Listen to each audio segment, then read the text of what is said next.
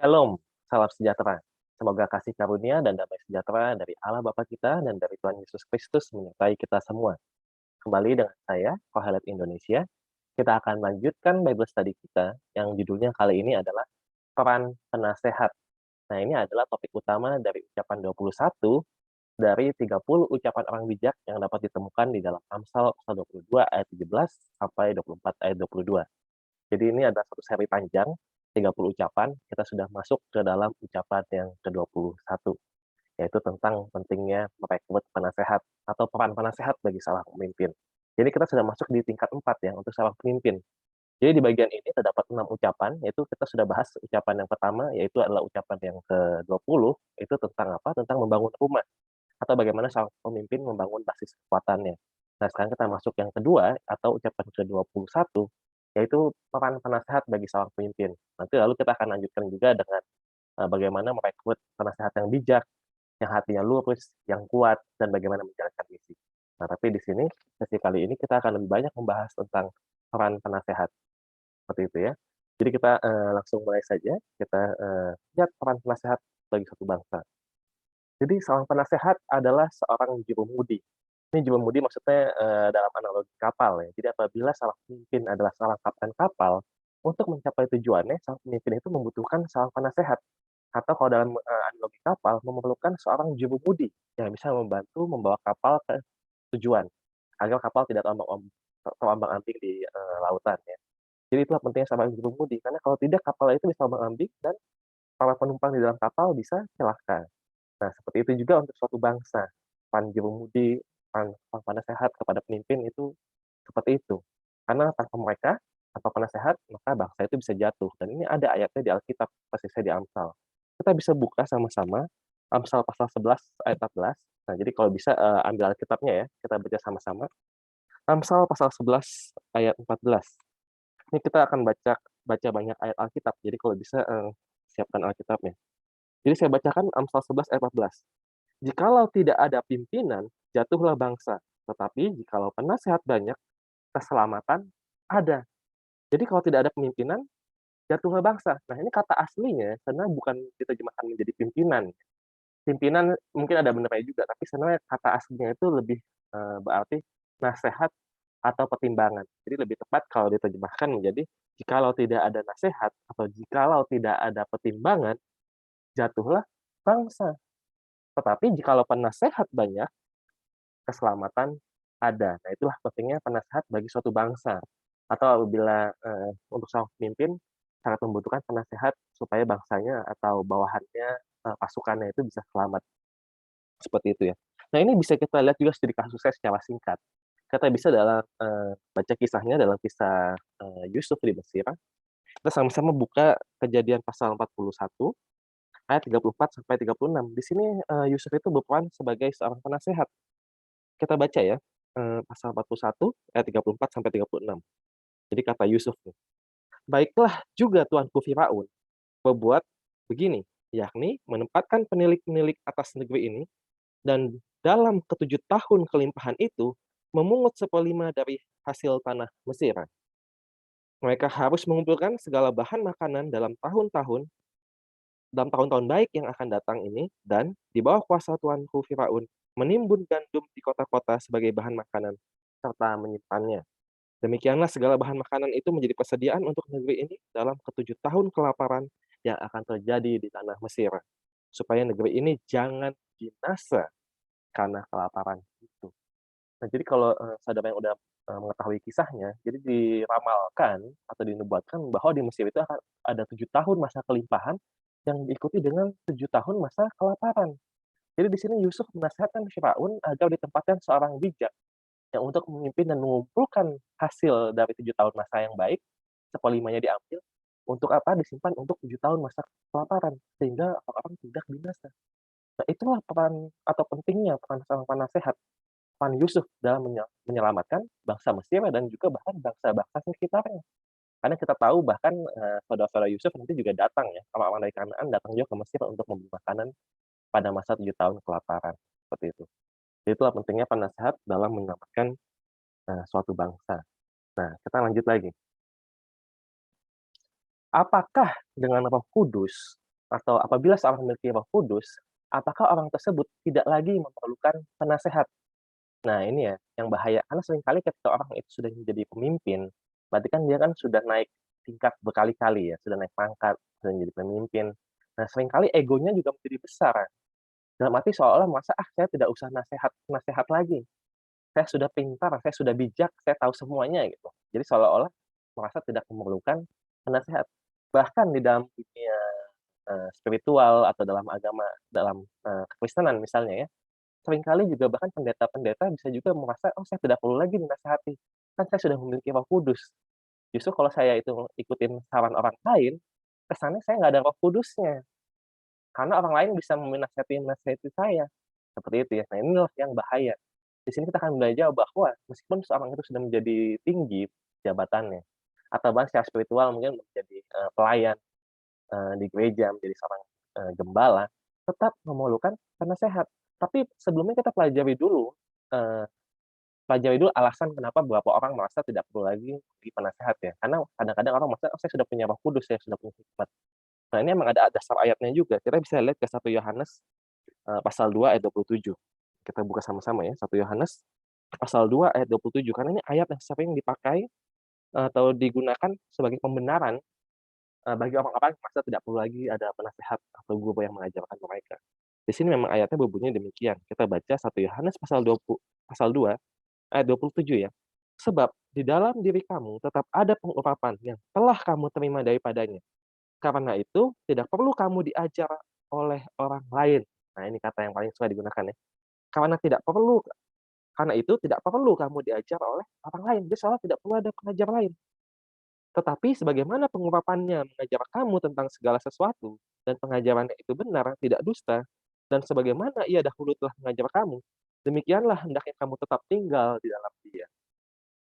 Jadi di sini Yohanes seolah-olah mengajarkan orang-orang, yang menerima surat ini, seolah kamu nggak perlu guru-guru lagi, kamu nggak perlu diajar lagi, pengurapan yang kamu terima itu dulu sudah cukup. Pengurapan juga melambangkan Roh Kudus ya, sorry. Jadi melambangkan Roh Kudus. Jadi apakah kalau sudah ada Roh Kudus berarti tidak usah ada pengajar lagi? Nah ya, banyak orang menggunakan ayat ini untuk mengatakan, iya, sudah ada Roh Kudus tidak usah diajarkan lagi. Bahkan, tentang Roh Kudus katanya Roh Kudus sudah memberitahukan segala sesuatu. Kita buka, Yohanes pasal 14 ayat 26 ya. 1 Yohanes 2-nya juga disimpan ya, nanti kita ke sana lagi mungkin. Jadi, Yohanes pasal 14 ayat 26 ya, saya bacakan. "Tetapi penghibur, yaitu Roh Kudus, yang akan diutus oleh Bapa dalam namaku, dialah yang akan mengajarkan segala sesuatu kepadamu dan akan mengingatkan kamu akan semua yang telah kukatakan kepadamu." Nah, jadi di sini katakan apa? Bahwa Roh Kuduslah yang akan mengajarkan segala sesuatu. Jadi dengan 2 ayat ini, dari 1 Yohanes 2 ayat 27 dan, Yohanes 14 yang kita baca barusan, seolah-olah kalau sudah ada Roh Kudus berarti kita tidak perlu ada pengajar lagi, tidak usah diajarin lagi, karena guru kita hanya satu, yaitu Tuhan, yaitu Roh Kudus, seperti itu ya. Nah, sayangnya ini 2 ayat ini sebenarnya tidak bisa digunakan untuk mengatakan bahwa, "Oh, jadi kita tidak perlu lagi ada penasehat." Tidak seperti itu, karena kalau memang sudah ada Roh Kudus tidak perlu diajarkan lagi, kenapa Yohanes perlu menuliskan ayat ini? Kenapa Yohanes perlu menuliskan di 1 Yohanes 2 ayat 27, "Kamu nggak perlu diajar lagi." Bukankah dengan itu berarti Yohanes sedang mengajarkan mereka untuk tidak diajar lagi, ya kan? Jadi bukan seperti itu ya. Jadi ternyata masih ada yang mengajarkan, buktinya Yohanes mengajarkan mereka. Nah, jadi kita mesti lihat lebih detail di ayat yang ditulis tadi. Misalnya di 1 Yohanes pasal 2 ayat 27, di sini dikatakan apa? "Karena itu tidak perlu kamu diajar oleh orang lain, tetapi," nah kata tetapinya ya, "tetapi sebagaimana penguapannya mengajar kamu tentang segala sesuatu, dan pengajarannya itu benar, tidak dusta, dan sebagaimana ia dahulu telah mengajar kamu, demikianlah hendaknya kamu tetap tinggal di dalam dia." Nah, jadi berarti apa? Maksudnya adalah, maksud Yohanes di ayat ini, di 1 Yohanes 2 ayat 27 adalah, kamu nggak usah ada guru lain, karena guru yang pernah mengajar kamu itu cukup. Nah, maksudnya adalah Yesus. Jadi kalau sudah ada ajaran Yesus itu cukup.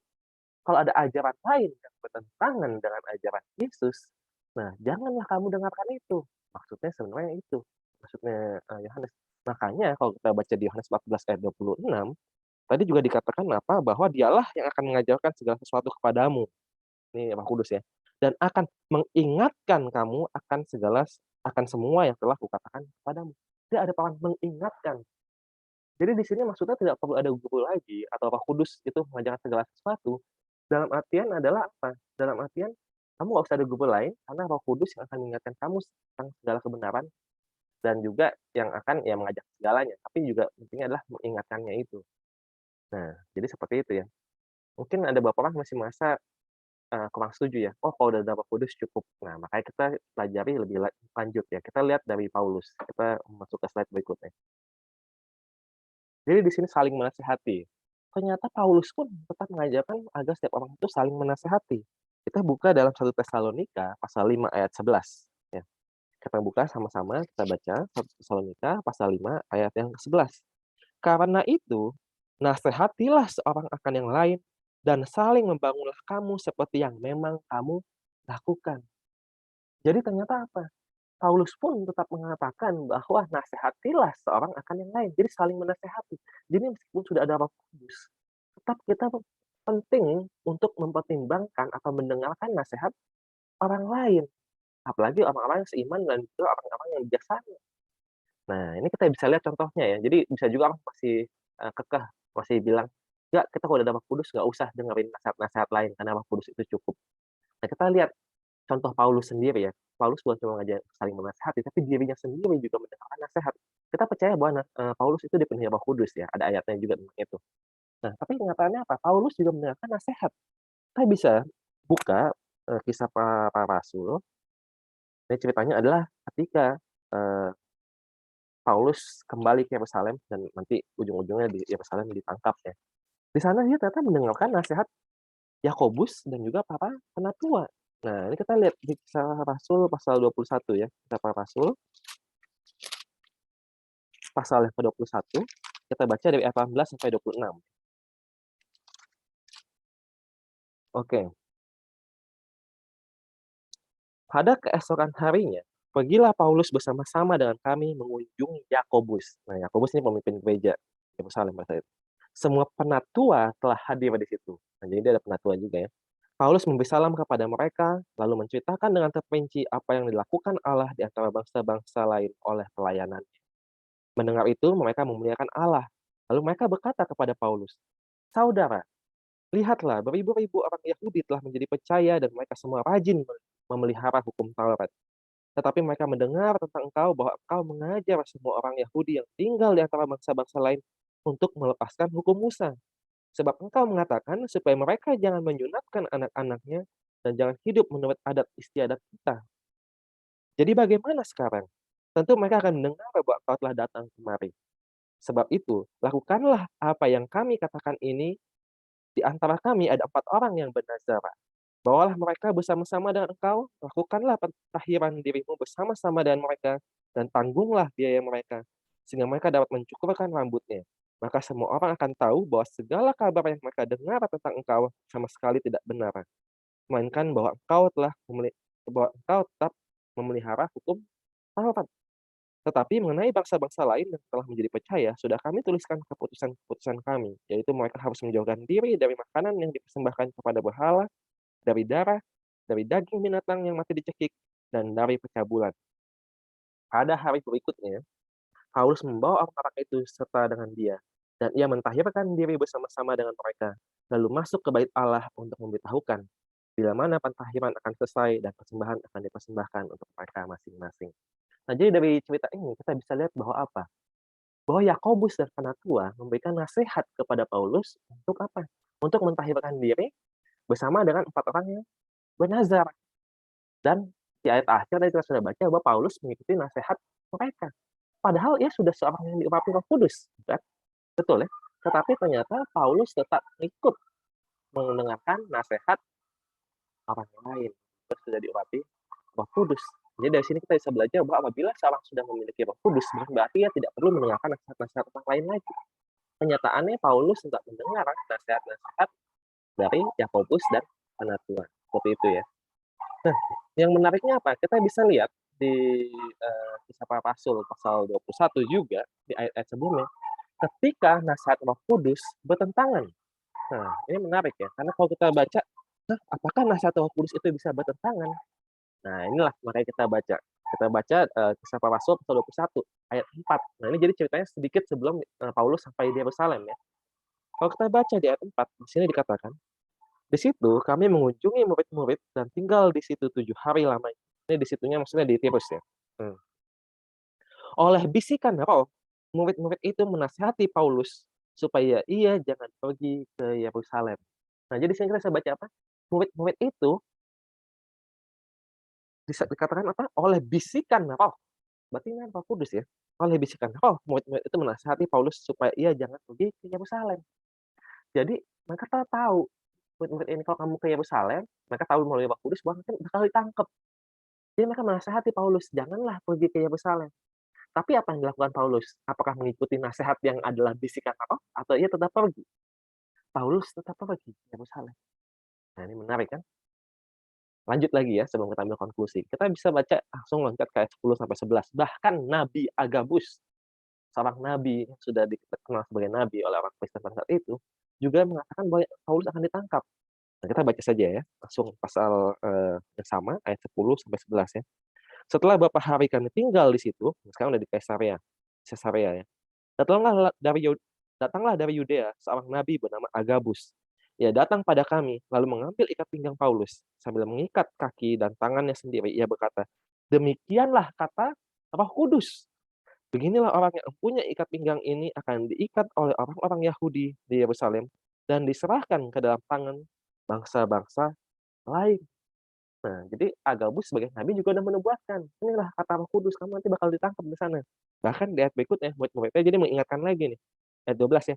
Mendengar itu, kami bersama dengan murid-murid di tempat itu meminta supaya Paulus jangan pergi ke Yerusalem. Ya, menarik ya. Jadi menurut Roh Kudus, bahkan udah lewat nabi juga itu, kalau ke Yerusalem kamu bakal ditangkap. Nah, kesana kan bertentangan dengan keinginan Paulus ya. Tapi Paulus pun juga orang yang memiliki Roh Kudus. Nah, ini menarik. Kalau kita baca ayat 13, tetapi Paulus menjawab, "Mengapa kamu menangis dan dengan jalan demikian mau menghancurkan hatiku? Sebab aku ini rela bukan saja untuk diikat, tetapi juga untuk mati di Yerusalem oleh karena nama Tuhan Yesus." Nah, jadi Paulus itu melihat lebih jauh.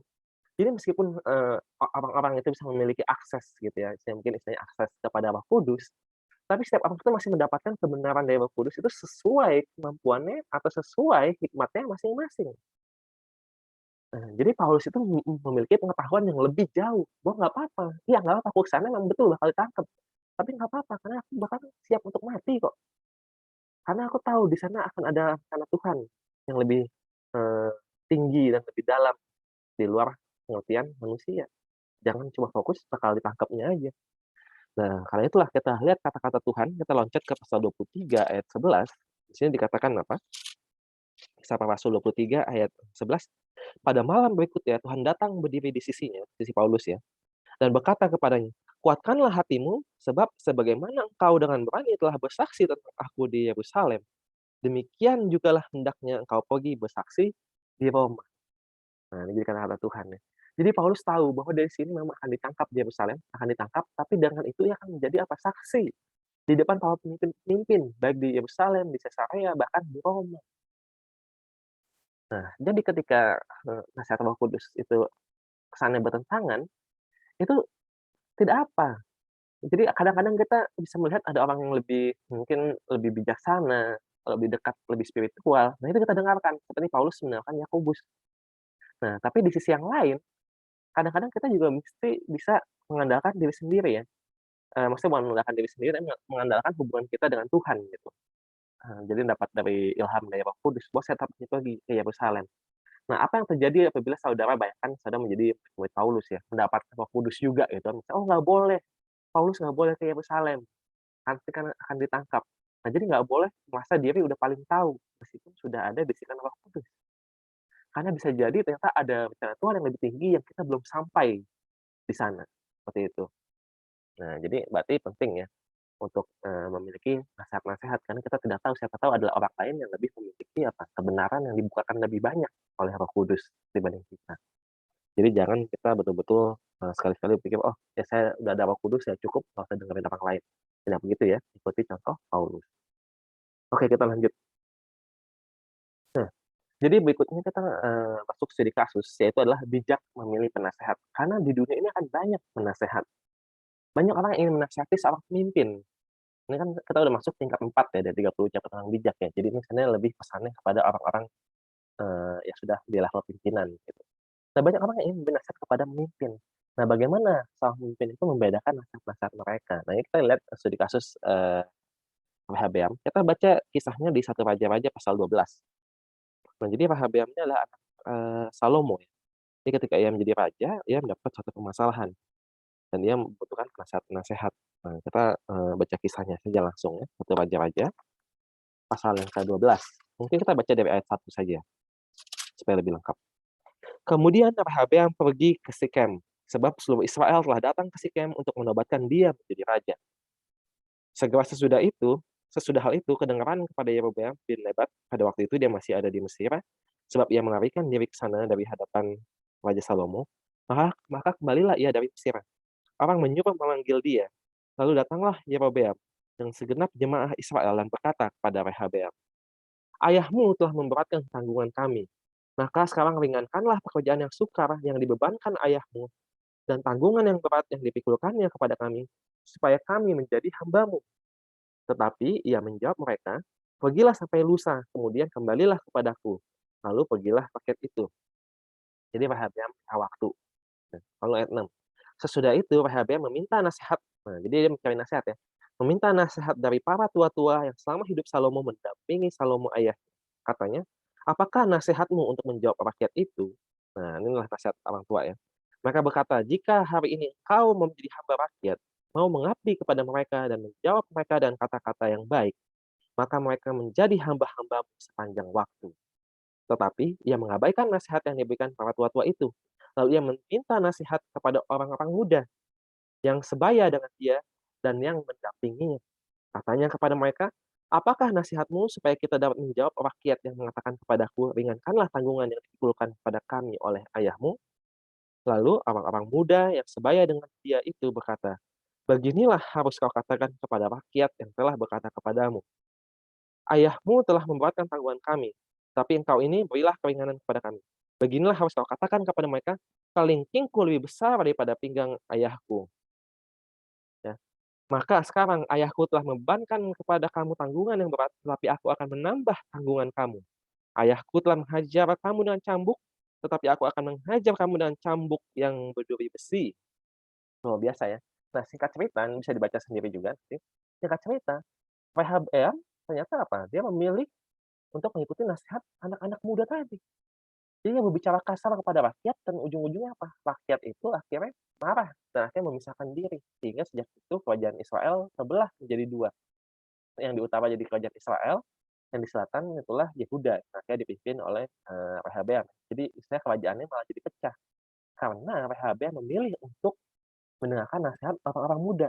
Nah, ini orang-orang muda ini sebenarnya bukan betul-betul anak ingusan ya. Jadi mereka bukan kayak usia masih belasan tahun atau 20-an awal, enggak. Karena dibilang sebaya dengan Rehabeam. Kalau dibaca di 2 Tawarik pasal 12, dikatakan Rehabeam itu menjadi raja umur 41 tahun. Berarti penasehat-penasehat muda ini umurnya juga sekitar 40 tahun, jadi udah tua juga. Nah, tapi kenapa?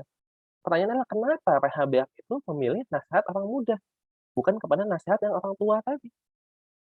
Kan dua-duanya nasehat. Nah, jadi itu pentingnya bagaimana kita membedakan. Jadi ada banyak nasehat, ada banyak penasehat, tetapi ujung-ujungnya nasehat yang diambil oleh seseorang, seperti nasihat yang diambil oleh Rehabeam, adalah nasehat yang beresonansi dengan keinginan yang ada di dalam hatinya.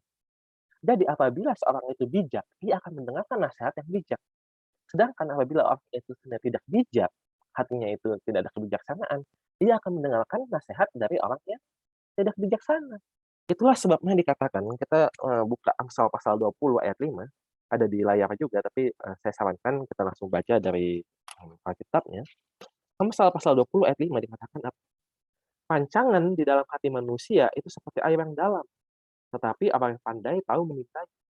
Nah, rancangan ini, bahasa aslinya sekali lagi, ini sebenarnya lebih tepat adalah nasehat atau pertimbangan. Jadi nasehat atau ya kita pakai rancangan nggak apa, jadi rancangan sudah di dalam hati. Nah, orang pandai itu menimbang, kan nasehat itu kan orang pandai. Nah, itulah mereka yang menimbang. Jadi apabila hati kita itu misalnya tidak bijak, maka itulah yang akan dikeluarkan yang ditimba, tidak bijak. Seperti Rehabeam, karena hatinya tidak bijaksana, maka yang ditimba adalah ketidakbijaksanaan. Andaikan Rehabeam sudah bijak, pasti ia akan mendengar nasihat orang bijak, seperti itu. Nah, untuk lebih, jelas, kita lanjut dulu ya. Jadi kita baca ucapan 21 ya, merekrut penasehat. Di sini dikatakan, kita buka Amsal 24 ayat 5 sampai 6. Ini ucapan ke-21-nya ya, baru kita baca juga akhirnya. Orang yang bijak lebih berwibawa daripada orang kuat, juga orang yang berpengetahuan daripada orang yang tegap kuat. Kan hanya dengan perencanaan kau dapat berperang, dan kemenangan tergantung pada penasehat yang banyak. Nah, jadi perlu penasehat yang banyak ya, tapi yang penting adalah di bagian awal orang bijak. Itu lebih diberikan kepada orang bijaksana. Nah, jadi kan di sini kan adalah ajaran untuk mencari penasehat ya. Jadi kemenangan tergantung pada penasehat gitu. Jadi rekrutlah penasehat, kurang lebih seperti itu. Nah, ini baru diberikan di tingkat 4 atau di ucapan 21, bukan di tingkat-tingkat awal, dari ucapan 1, 2, 3, 4, 5, maksudnya yang di bagian awal ya. Karena untuk merekrut penasehat, itu adalah nasihat yang diberikan kepada orang yang sudah menjadi pemimpin. Karena apabila seorang itu masih belum bijak, percuma kita bilang, "Eh, kamu cari penasehat." Karena ujung-ujungnya apa? Ia akan mendengarkan nasihat yang sesuai dengan keinginan hatinya. Jadi ini enggak, sebenarnya nasihat ini, ucapan 21 diberikan kepada seorang pemimpin yang sudah bijaksana, yang sudah mempelajari ucapan-ucapan sebelumnya. Itu nilai-nilai kebijaksanaan dalam 4 nilai dasar, dalam 6 godaan yang dipelajari bagian 2, 8 nilai yang ditanamkan kepada anak muda. Jadi kebijaksanaan yang sudah dipelajari di bagian-bagian sebelumnya, dalam ucapan-ucapan sebelumnya, itulah yang penting untuk sudah dimiliki di dalam hati. Sehingga sekaranglah waktunya untuk merekrut penasehat yang bisa membantu untuk menimba kebijaksanaan yang sudah ada di dalam hati. Karena kalau tidak, apabila orang masih bodoh, belum bijaksana, dia sudah merekrut penasehat, dia akan hanya mencari penasehat yang berbicara sesuai keinginan hatinya, dan ini sudah dibuatkan oleh Paulus. Kita buka 2 Timotius pasal 4 ayat 3 ya. 2 Timotius 4, kita bisa baca ayat 3. Di sini dikatakan apa? Karena akan datang waktunya, orang tidak dapat lagi menerima ajaran sehat, tapi mereka akan mengumpulkan guru-guru menurut kehendaknya untuk memuaskan keinginan telinganya. Jadi apabila kita masih belum bijak, kita malah akan mencari penasehat yang emang ngomongnya itu sesuai dengan keinginan telinga kita. Jadi keinginan telinga kita, dan kalau kita tidak bijaksana, berarti kita mencari penasehat yang bicara juga tidak bijak, sesuai dengan isi hati kita yang tidak bijak. Nah, itulah bahayanya ya.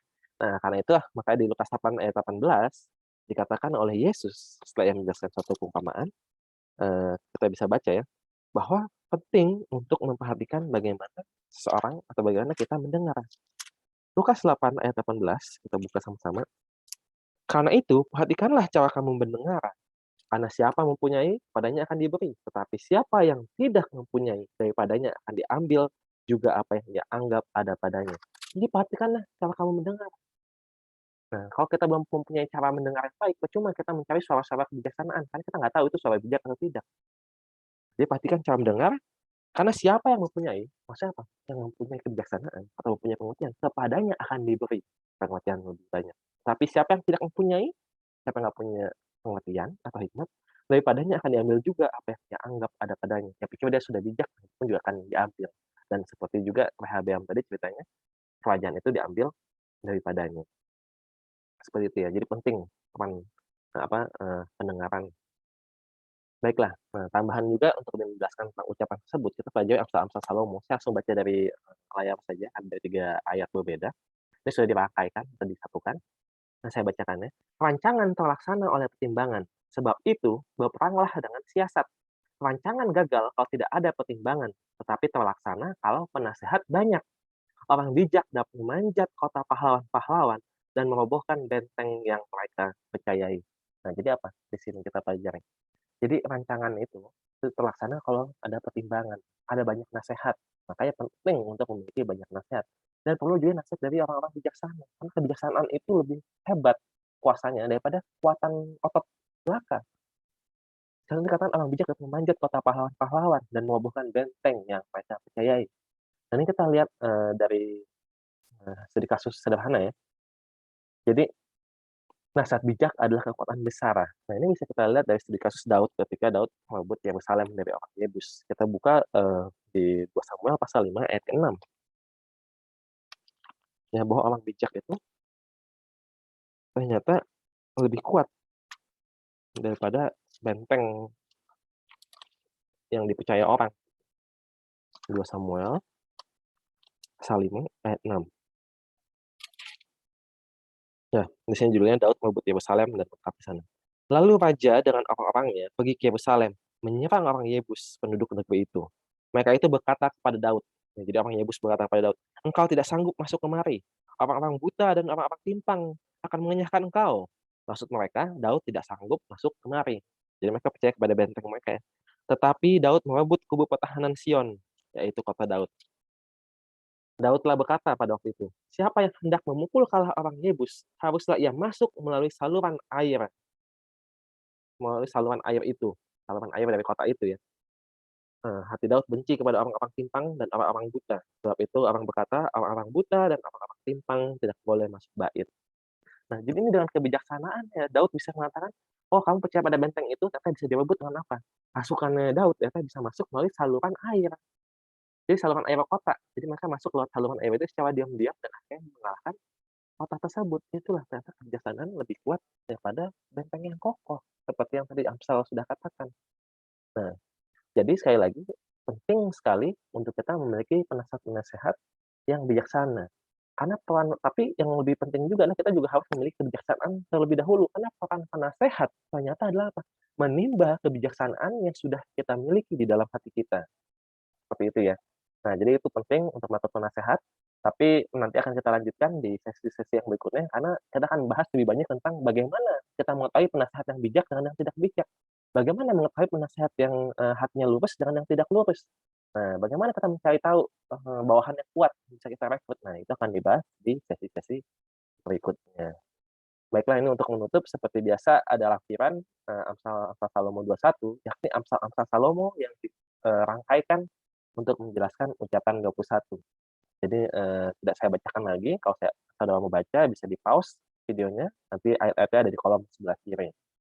Jadi itu saja yang bisa saya sampaikan untuk kesempatan kali ini, semoga kita mengerti peran penasehat dan tetap mencari penasehat meskipun kita mungkin sudah bijak atau sudah, memiliki jabatan yang tinggi ya, karena nasehat-nasehat itu tetap kita butuhkan. Itu saja, Tuhan memberkati. Shalom.